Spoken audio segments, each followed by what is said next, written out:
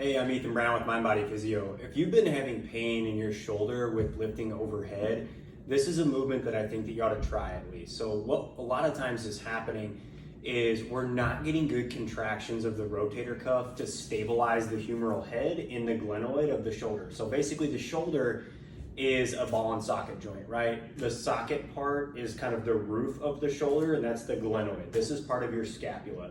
The ball of the shoulder is the humerus coming up into that cavity that is created by the scapula, the socket. Ultimately, as the shoulder raises, we need this ball to stay centered in the socket. That's the job of the rotator cuff.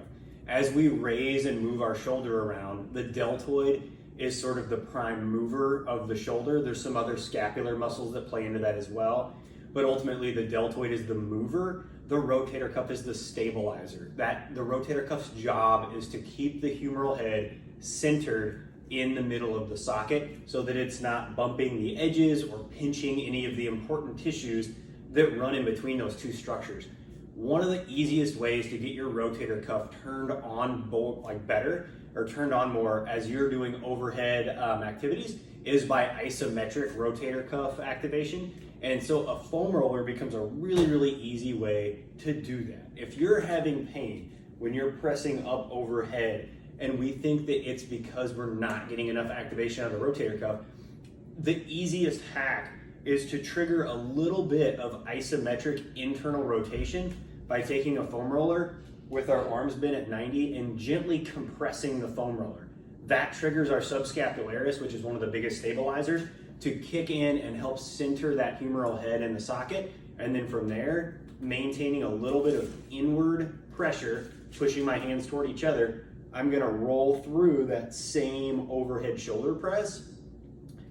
And really a lot of times, whether you're the patient or the provider, guys, this is a great one to be using with your patients if you are a PT, to help teach the brain that movement pattern does not have to be painful and to start retraining the correct muscle activation sequence to not cause muscles that shouldn't be engaged during certain times to be turned on and kick those correct muscles back on to try to stabilize. So a little bit of isometric internal rotation. I'll show you what this looks like from the side.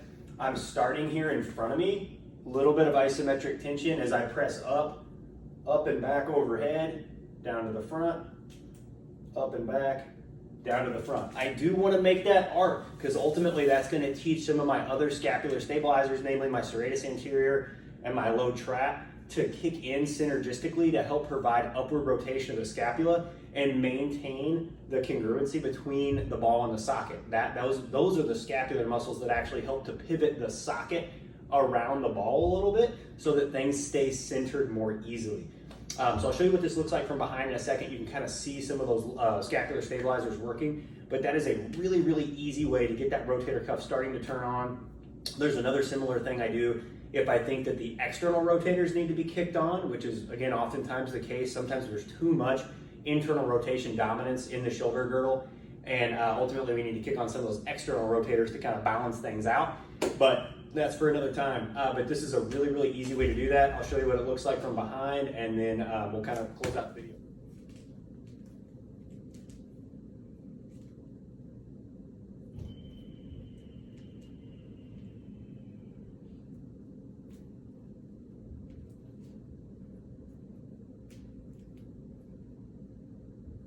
Yeah, I would really encourage you guys to give this one a try. I'll post another video up sometime with the external rotation hack for the same type of pattern. But again, a lot of times what we really need to do is just load modulate. We've got a particular part of the joint or part of the socket that is getting more wear and tear or more stress or friction on it than what it should be because of the placement of the ball in the socket, or basically like the spatial relationship between those two structures. And this is very similar for all the other peripheral joints in the body, the extremities. So we need to load modulate a little bit, take some pressure off of the tissue that is irritated and inflamed and aggravated, and center that joint a little bit differently, or relocate that joint just slightly, or get different muscle activations to help us do that in order to take some pressure off of the tissue that's inflamed and ultimately spread that load out better throughout the joint. So hope this was helpful, guys. If you have any questions, feel free to shoot us a DM, and yeah, thanks for watching.